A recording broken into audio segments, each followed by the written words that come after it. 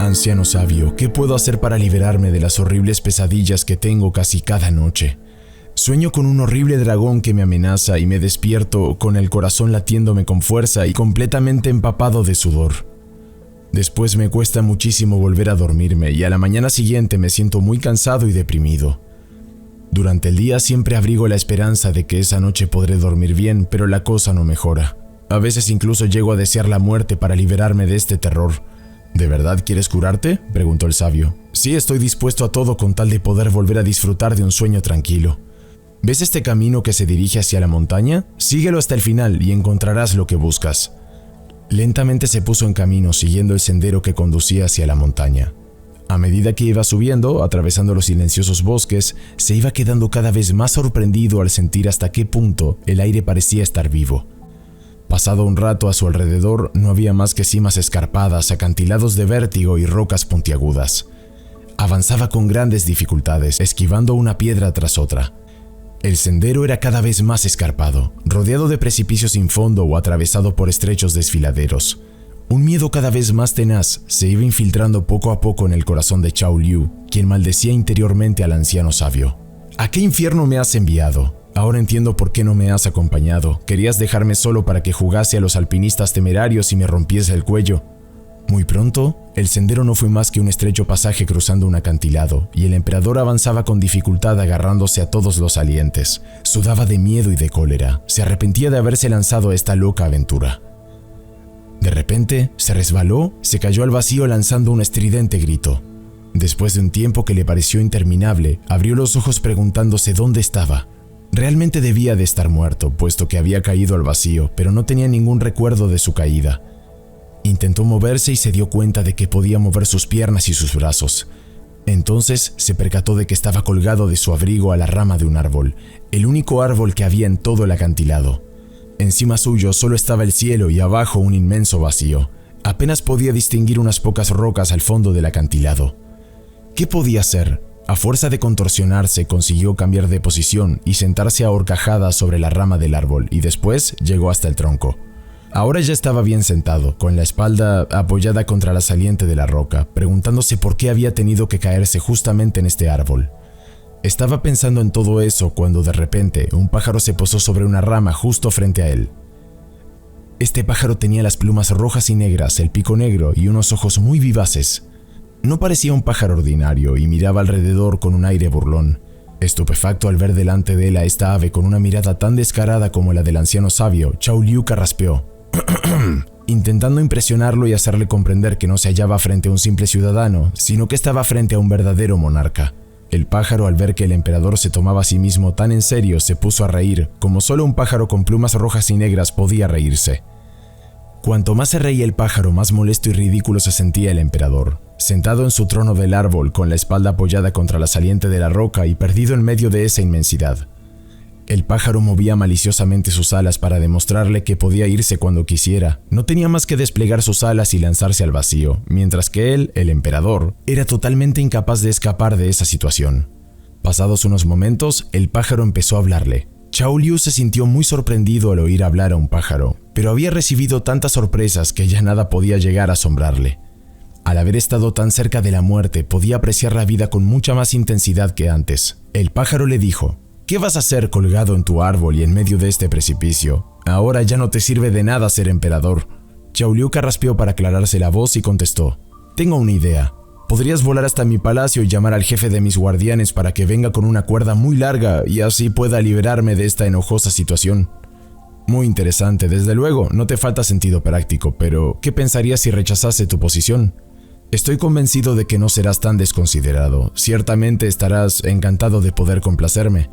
Después, influenciado por sus costumbres de soberano, añadió con énfasis: si me ayudas para recompensarte, te regalaré un nido de plumas de oro. El emperador se sintió muy orgulloso ante esta idea tan original. ¿Qué idea más extraña? ¿De verdad piensas que me apetece tener un nido de plumas de oro? ¿No crees que los nidos que fabrico yo con el musgo del bosque son mucho más cómodos? El emperador no sabía qué decir. Jamás había conocido a nadie capaz de enfrentarse a él de esta manera, exceptuando al anciano sabio, y esta idea le hizo sonreír. El pájaro tenía la libertad de emprender el vuelo cuando quisiera, mientras que el emperador se sentía totalmente impotente. ¡Qué situación más humillante!, carraspeó una vez más y dijo: Pájaro, quizás quieras hacerme este favor simplemente porque me ves en una situación muy comprometida. Mi señor, te olvidas de que no hace tanto tiempo en tu palacio estabas tan asqueado de la vida a causa de tus pesadillas que deseabas la muerte. Entonces ahora, ¿por qué ibas a querer vivir? Y Chao Liu se dio cuenta de que, en realidad, no tenía ningunas ganas de dejar de vivir. De repente para él, el mero hecho de respirar se había convertido en un inusitado placer, al igual que el sentir cómo el viento acariciaba su cara y alborotaba sus cabellos. Sentía un inefable placer al poder tocar la roca con sus manos y al sentir el árbol entre sus piernas. El pájaro prosiguió: tu breve caída por los aires parece haberte despertado. Tal vez te apetezca pasar la noche encima de este árbol y así quizás puedas gozar de un sueño más tranquilo y sin pesadillas. El emperador encontró esta proposición muy conveniente. Pensó en lo mal que dormiría apoyado en el saliente de la roca y encaramado a un árbol, y sin embargo esto debió ser lo que hizo, pues el pájaro, en cuanto hubo terminado de hablar, emprendió el vuelo. El emperador se encontró solo. El sol empezaba a ocultarse y se acurrucó como pudo con el fin de pasar la noche. Apenas se hubo dormido cuando de nuevo en sus sueños volvió a ver al terrible dragón frente a él, pero en lugar de levantarse sobresaltado, lleno de angustia y de miedo, lo miró directamente a los ojos y le dijo con voz firme: déjame dormir porque tengo mucho sueño. En cuanto el emperador hubo pronunciado estas palabras, el dragón, profiriendo unos gritos horribles, se puso a saltar por aquí y por allá para acabar desapareciendo como una llama que se apaga. Chao Liu se durmió. Cuando se despertó vio que el cielo estaba lleno de estrellas y se extrañó al darse cuenta de que había estado durmiendo profundamente. Se dijo a sí mismo: realmente es muy extraño. Si a partir de ahora solo voy a poder dormirme encaramado a un árbol, el resto de mi vida va a ser muy complicada, y se puso a reír. A pesar de esta situación tan incómoda, se sentía tan bien interiormente que se dio cuenta de que su punto de vista sobre la vida había cambiado totalmente. Al día siguiente, al salir el sol, pensó que había llegado el momento de abandonar esta prisión. Levantándose con la punta de los pies con su mano izquierda, logró agarrarse al saliente de la roca. Al seguir incorporándose, encontró otro asidero para los dedos de su mano derecha. Después encontró un pequeño hueco para su pie izquierdo y otro para su pie derecho. No hacía más que sudar y resoplar, pues la vida en el palacio no le había preparado para este tipo de escaladas. Sin embargo, con un enorme valor y un gran espíritu de decisión, consiguió ir avanzando y pronto se encontró en la cima del acantilado. Casi corriendo, volvió a bajar hasta el valle, pudo volver a contemplar la sedosa flor y se detuvo para acariciar sus pétalos. Se encontró de nuevo con el riachuelo y con las florecillas azules de la dehesa e hizo una pausa en su camino para darles los buenos días.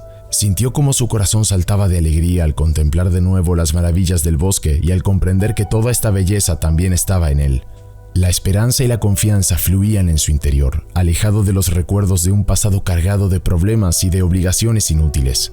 Un pasado lleno de dependencias y de juegos de poder totalmente estériles y agotadores.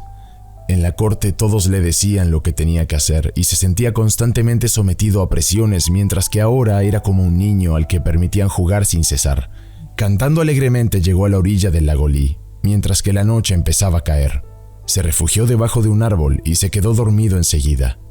Cuando despertó, el sol ya había salido y los pájaros estaban cantando a voz de grito. Estiró sus cansados miembros todavía doloridos a causa de las proezas físicas de la noche anterior y se puso a reír al pensar que se había movido mucho más en tan solo 2 días que durante los últimos 10 años de su vida de emperador.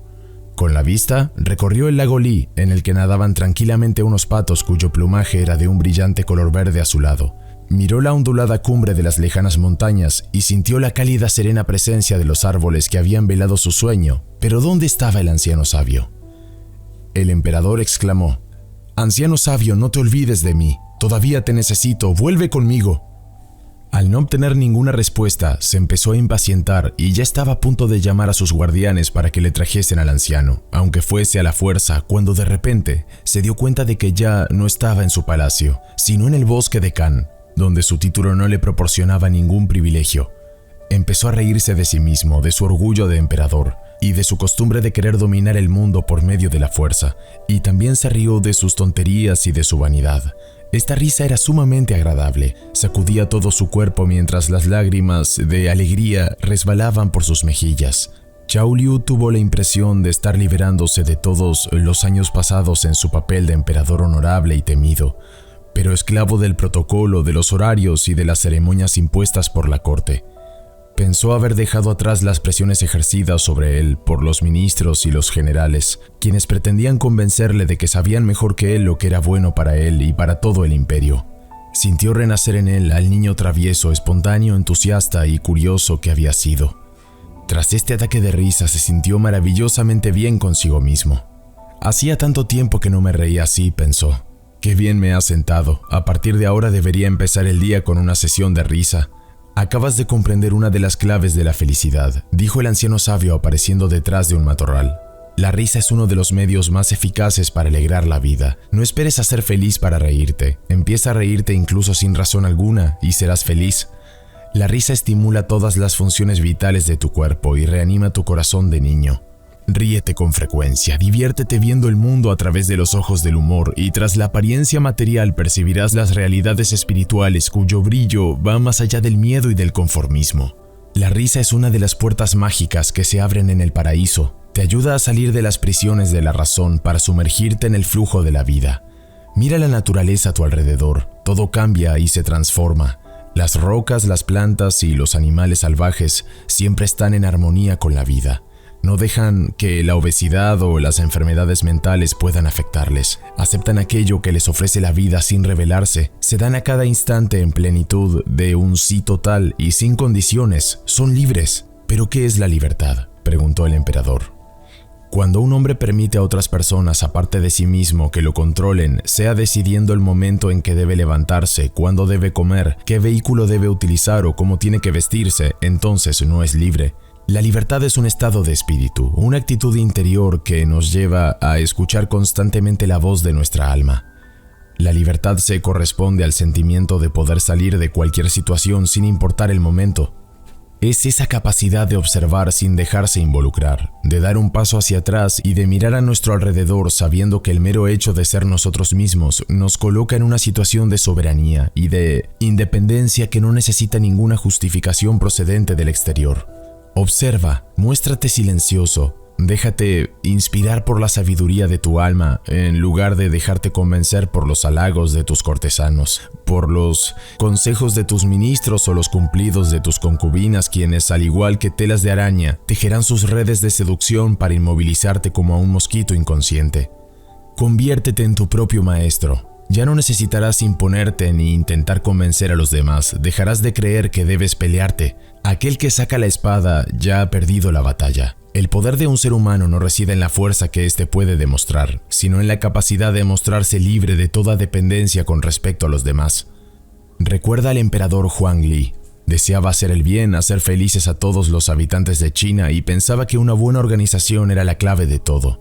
Redactó leyes y más leyes, reglamentos precisos para cada situación y muy pronto nadie pudo sentirse libre.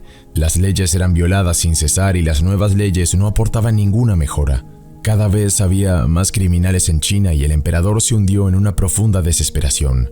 Abrumado por un sentimiento de vergüenza, una noche Huang Li se vistió de monje y partió hacia las montañas. Se bañó en el agua fría de los torrentes y contempló la hierba y los árboles que crecían sin necesidad de que nadie los controlase.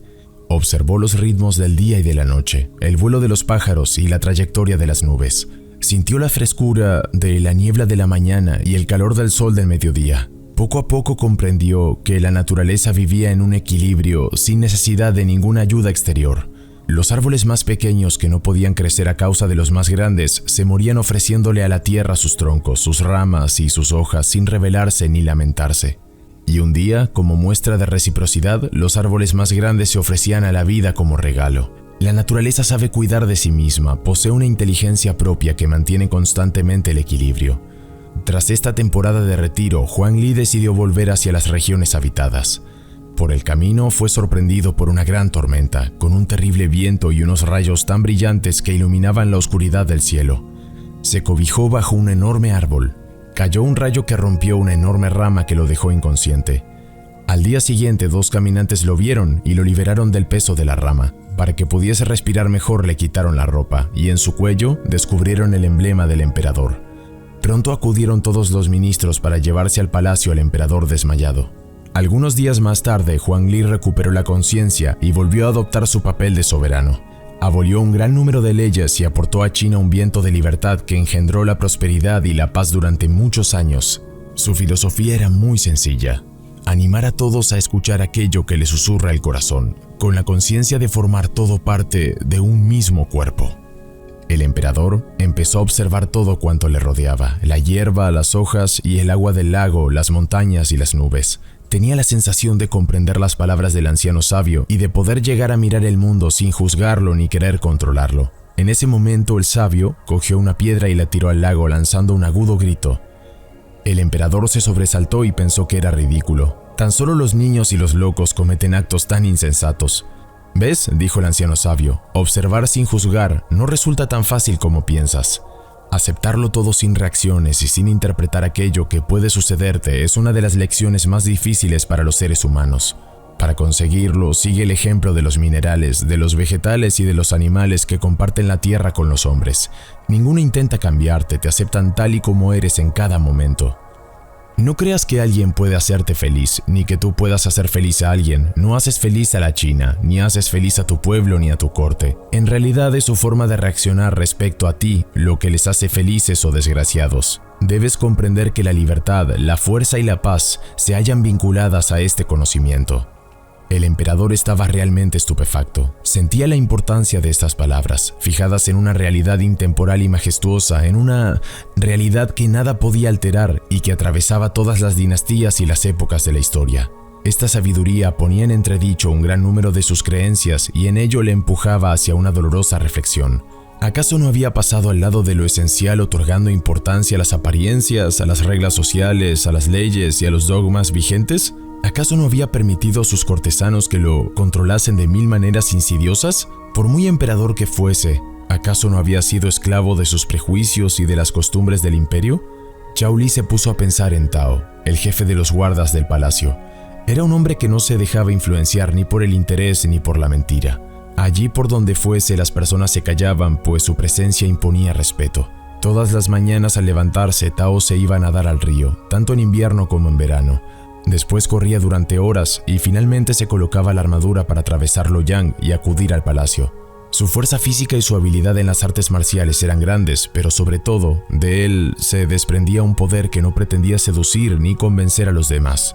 Tao hablaba muy poco, pero cada uno de sus gestos era verdadero, y mucho más elocuente que cualquier interminable discurso pronunciado por un ministro sediento por demostrar su inteligencia. En 3 ocasiones, Tao había llevado a los ejércitos del emperador a luchar contra los invasores mongoles. Había triunfado y había salvado China. Jamás demostró ningún tipo de vanidad y volvió a adoptar su papel como protector de la familia imperial con gran determinación. No conocía el orgullo y sus pasos siempre eran suaves y ligeros. Vivía en plena conciencia, dándose cuenta de todo cuanto ocurría a su alrededor. Era capaz de percibir el más pequeño movimiento de un perro o de un gato, el vuelo de un pájaro o el cambio de humor de los cortesanos. Siempre se preocupaba por mantenerse en forma.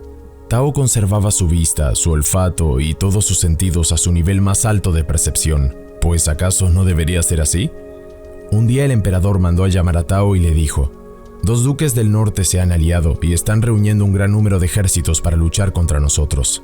Las luchas contra los mongoles prácticamente han aniquilado nuestro ejército y yo les permití a los soldados que podrían volver a sus casas para descansar durante algunos meses. Les aseguré que durante este tiempo haríamos todo lo posible para proteger China con las fuerzas de cada pueblo, pero yo no había previsto la alianza de los duques. ¿Qué podemos hacer? Tao, firmemente apoyado sobre sus pies, miró al emperador directamente a los ojos y le dijo: no podemos volver a llamar a los soldados, pues si lo hiciéramos, estos nos abandonarían y se unirían a las fuerzas enemigas. No sé lo que hay que hacer, pero seguiré protegiéndote a ti y a tu familia como siempre lo he hecho. No, Tao, vas a hacer algo mejor, vas a salvar China, exclamó el emperador. Luego llamó a su tesorero y le dijo: ¿qué suma de dinero podemos darle a Tao para que reúna un ejército capaz de luchar contra los duques? El tesorero garabateó algunas cifras, sacudió la cabeza, chasqueó la lengua y dijo: apenas tenemos para pagar a 4 soldados durante una semana. Entrégame esa suma, exigió el emperador. Tao y los 4 soldados salvarán China. El corazón de Tao latía apresuradamente. Se inclinó ante el emperador y tras darle las gracias con toda la majestuosidad de un hombre de estatura elevada, abandonó la estancia. Una lágrima brotó del ojo del emperador, pues estaba convencido de que iba a enviar a Tao a una muerte segura. pero también pensó que había otorgado a este gran guerrero uno de sus mayores deseos, el de brindarle la oportunidad de morir luchando por su país, en lugar de hacerlo en su cama. Tao atravesó el palacio y empezó a fijarse en aquellos cuyas miradas reflejaban valor y confianza. Les pidió que fuesen a luchar con él, aún a pesar de un sueldo irrisorio. Al terminar el día había reclutado a 41 hombres. Regresó junto al emperador y le dijo: «Necesito un lugar para los entrenamientos. Puedes utilizar mi palacio de verano, el que está en las montañas. Mis sirvientes te proporcionarán albergue y comida». Se pusieron en camino y empezaron el entrenamiento. Nadaron en lagos cuyas aguas estaban prácticamente heladas, se frotaron el cuerpo con ramas de enebro, comieron bayas y hierbas amargas que les hicieron vomitar y purificaron sus cuerpos de todas las toxinas. Aprendieron a desplazarse con gran rapidez y a utilizar todos sus músculos con poder y precisión. Tras 2 semanas de intensos ejercicios, Tao contempló a su ejército con orgullo. Cada uno de ellos estaba dispuesto a dar lo mejor de sí mismo, sin ningún tipo de interés, sin esperar ninguna recompensa. Simplemente lo hacían porque se habían comprometido a ello con toda plenitud de su ser. Abandonaron el campo vestidos con una ropa especial diseñada por Tao, camisas, pantalones y pañuelos de seda negra, zapatos negros y ninguna armadura. Cada uno de ellos llevaba 7 puñales, 2 espadas y una lanza. Partieron hacia el norte, andando día y noche. Después de 5 días, entraron en los castillos de los duques, acabaron con ellos y volvieron a salir sin que ninguno de ellos hubiese resultado herido o hecho prisionero.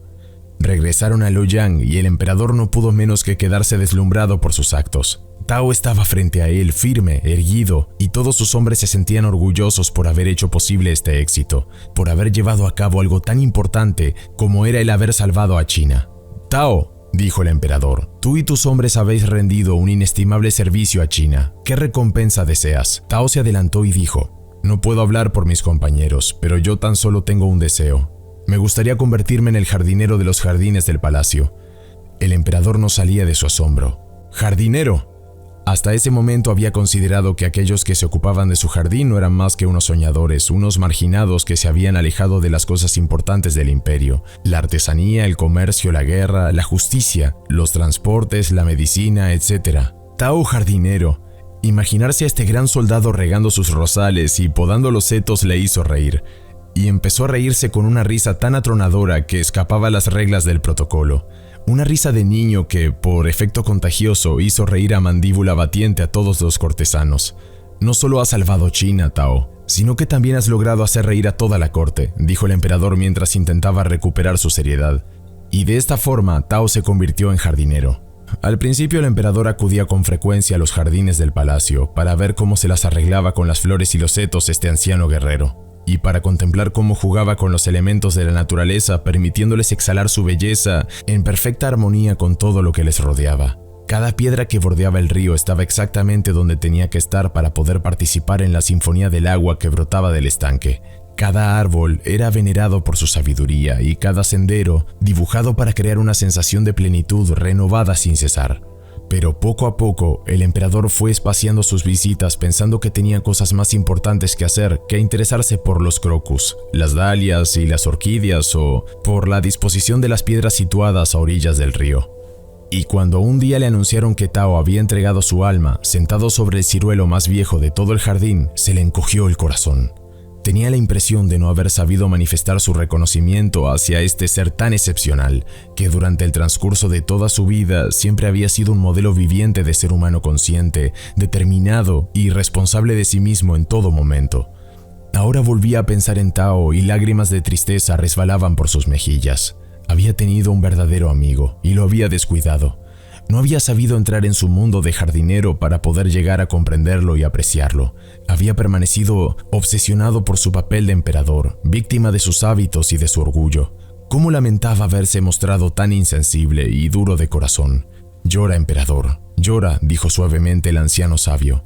«Las lágrimas son un excelente remedio. Purifican el corazón y el cuerpo, hacen fluir los pensamientos y permiten que el alma consiga la curación. Llora sin reprimirte, al igual que cuando eras niño, pero no sigas lamentándote. Una vez liberadas tus emociones a través de las lágrimas, siente aquello que te hubiese gustado hacer y hazlo». «Yo no puedo hacer nada, puesto que Tao está muerto», dijo el emperador sollozando. «Grave error», afirmó el sabio sonriendo. «Nada se pierde totalmente, nada muere verdaderamente. Siempre puedes transformar las situaciones del pasado. Creo que vas demasiado lejos, dijo el emperador sintiendo cómo su ira iba aumentando por momentos. Te acabo de decir que Tao está muerto. No, emperador, solo su cuerpo físico está muerto, pero su ser esencial está aquí y ahora te está escuchando, incluso con gran atención. El emperador se sentía trastornado. Poseía una ligera creencia intelectual con respecto a la vida en el más allá, pero también tenía muchas dudas en cuanto a este tema. Abandona tus pensamientos y tus emociones, dijo el anciano sabio. Abre tu corazón y tus sentidos sutiles. Entra en contacto con Tao, aunque tu intelecto te diga que es imposible. ¿Qué sientes? El emperador expiró profundamente para alejar sus emociones y sus pensamientos. Inspiró pronunciado el nombre de Tao y de repente sintió una presencia que le hizo temblar desde los pies a la cabeza. Escuchó como una voz interior, una voz que iba más allá de las palabras, le decía: «Estoy aquí, emperador, y siempre te protegeré, no con mis armas ni con la belleza de mis flores, sino con la luz de mi conciencia y de mi amor». Sobrecogido ante esta intensa y desconcertante experiencia, Chao Liu se levantó y empezó a pasearse por la orilla del lago mientras murmuraba: ¿Me estaré volviendo loco? Ahora hasta hablo con los muertos. Realmente esto es demasiado. ¿Qué van a decir mis ministros? No, verdaderamente estoy perdiendo la cabeza. No pudo seguir torturándose intelectualmente mucho tiempo más, pues el anciano sabio con un gesto rápido lo empujó al lago. El agua estaba muy fría y el emperador pensó: tan solo el anciano sabio sería capaz de tratarme así sin temer que yo mandase a cortarle la cabeza. Empezó a reírse mientras miraba cómo le resbalaba el agua por las mangas de su túnica. Tenía la impresión de acabar de despertarse, de salir de un largo sueño. Nada seguía ya un programa preestablecido, un orden rígido e inmutable. La vida era sorprendente y divertida. ¿Acaso el anciano sabio estaba realmente loco o bien su sabiduría consistía precisamente en aceptarlo todo, incluida su locura? Mientras el emperador dejaba que sus ropas se secasen al sol estirando sobre la hierba, el anciano prosiguió: olvidar que la vida continúa después de la muerte puede provocar muchas angustias, muchos miedos y muchos sufrimientos inútiles. Las plantas y los animales saben en todo momento que volverán a los mundos de luz cuando les llegue la hora. No creen que el vivir excluya el hecho de morir y por ello no se rebelan contra la muerte cuando ésta toma sus cuerpos para liberarlos. El hombre en su caminar a través de la materia a menudo se olvida de quién es, de dónde viene y a dónde volverá tras la muerte de su cuerpo carnal. Llega un momento en el que ni siquiera se recuerda que es un ser espiritual, un ser que ha creado pensamientos y emociones, que ha creado un cuerpo físico y el maravilloso decorado del planeta escuela, Tierra, concebido como un joyero para guardar las perlas de las lecciones de la vida. Ha conseguido perderse hasta tal punto entre los espejismos de su mente y los laberintos de sus costumbres sociales que ha terminado por considerarse un mendigo. Mientras que es un emperador divino, hijo del Padre Celestial y de la Madre Terrenal, el niño eterno e inmortal del cosmos. El haber olvidado su origen espiritual es el pecado original. Este es su único pecado, pero de él nacen todos los miedos y las miserias que pueblan la vida de la mayor parte de los humanos, al igual que los guijarros llenan el fondo de los ríos. Emperador, en el momento en el que pienses que no eres más que un ser carnal, te volverás tan miserable como los mendigos, que mueven sus escudillas cuando ven pasar a los habitantes de Loyang, y que se han convencido de que vivir consiste en ir subsistiendo día tras día. Para que tu vida sea agradable y placentera, necesitas sentir que los seres que pueblan los mundos de luz te apoyan y te guían. Aquellos a los que has amado, pero se han ido antes que tú hacia las esferas celestes, no están muertos. Siguen amándote, animándote, protegiéndote y rodeándote de belleza, tal como hacía Tao cuando vivía en la Tierra y como sigue haciéndolo desde entonces, desde los mundos espirituales. Todos los seres vivos, tanto estén ocupando un cuerpo material aquí en la escuela planeta Tierra o estén en un cuerpo de luz allí en los mundos espirituales, forman una única familia. Incluso aunque cuando estén en la Tierra pueden odiarse y pelearse entre ellos, en los planos luminosos todos se ayudan mutuamente porque tienen conciencia de ser hermanos y hermanas, niños nacidos de los mismos padres divinos. ¿Así los mongoles eran mis hermanos?, preguntó atónito el emperador. Sí, dijo el sabio riéndose. Todas las noches, cuando abandonas tu cuerpo para volver a tu alma, te encuentras con ellos para intercambiar opiniones y hacer nuevos proyectos. Creo que vas demasiado lejos. No pretenderás que me trague una idea tan descabellada. No tienes por qué asimilarla al instante, le dijo el anciano sabio. Se trata de una dimensión de conciencia que debes vivir, de una experiencia que debes realizar. Acuéstate y relaja tus músculos. Voy a llevarte al país de los sueños. Cerró los ojos y poco a poco, mecido por la serena voz del anciano sabio, empezó a sentirse seguro y a relajarse profundamente. En el momento en el que iba a quedarse dormido, el anciano sabio le habló un poco más fuerte para obligarle a mantener despierta su conciencia, y entonces el emperador pudo descubrir cómo viajar interiormente utilizando su imaginación para explotar las realidades sutiles. Contempló magníficos paisajes, se paseó a orillas de lagos de esmeralda y se bañó en luminosas cascadas.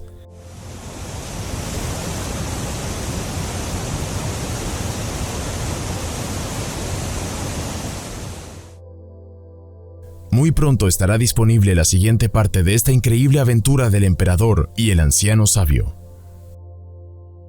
Si te interesa saber más sobre este tema, te recomiendo el siguiente video disponible en este canal. Búscalo así: El flujo de la vida, cuento de sabiduría oriental para reflexionar.